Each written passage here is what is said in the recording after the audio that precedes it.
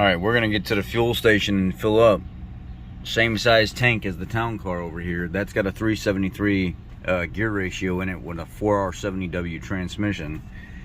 This has a 273 gear with a 4R75E, which is a better shifting transmission, a little bit more robust, and it's got a better gear for fuel mileage. Now, this will get about 350, 360 miles to a tank. That one will get about 330 if I'm being conservative and trying to relax on the fuel.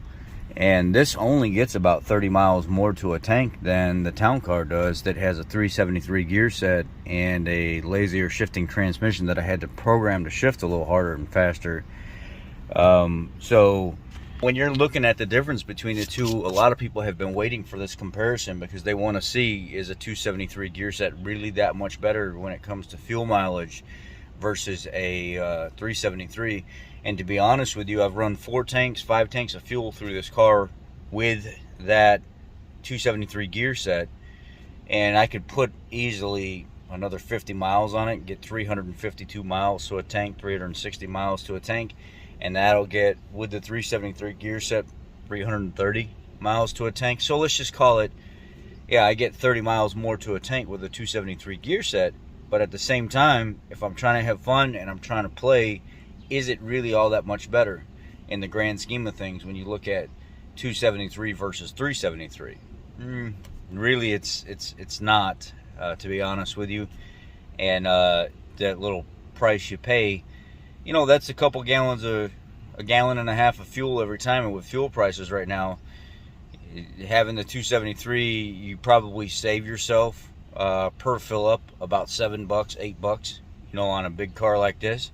So every time I fill up with fuel, I'm eating about $7 to $8 more in fuel because of a gear set, and that transfers out to let's just call it $7 times 4, which is 28. And then if you just took that, times it by 10 months, that's $280. And we'll just add a safety blanket.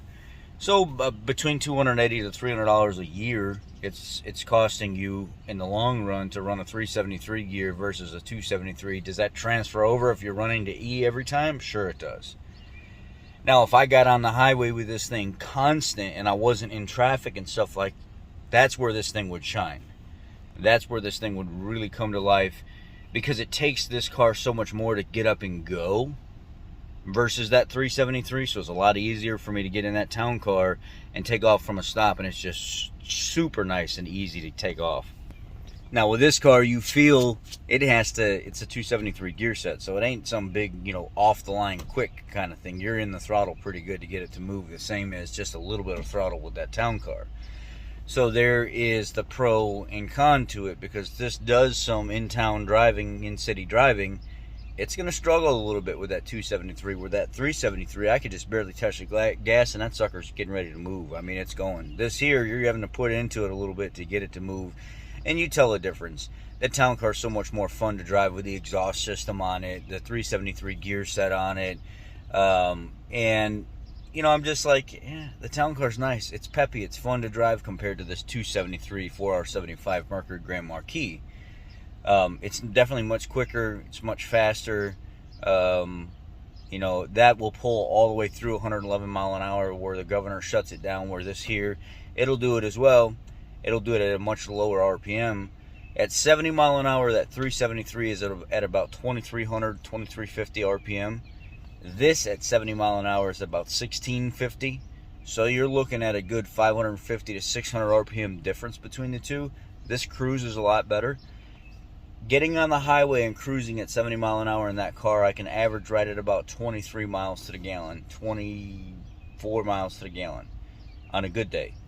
This car at 70 mile an hour, I'm cruising right at about 26.5 miles to the gallon, 27 miles to the gallon. So for long trips, this car is really going to shine much better than that town car is. Because for a long distance, low RPM, now you're talking, instead of gaining that, you know, 30 miles to a tank with this 273 gear set, I might be upwards of 50 to 60 because now this thing is really able to stretch its legs and shine where it's most important, and that's on the highway. If I had to pick between the two cars, the town car with the 373 or the Grand Marquis with the 273, I'd pick the town car all day. That town car is much more comfortable with the air ride suspension than this car is, than this Grand Marquis is. It's much more fun to drive the way I have it set up, and it even sounds just a nice rumble and stuff instead of being super quiet going down the highway. I'd much rather have that from the town car.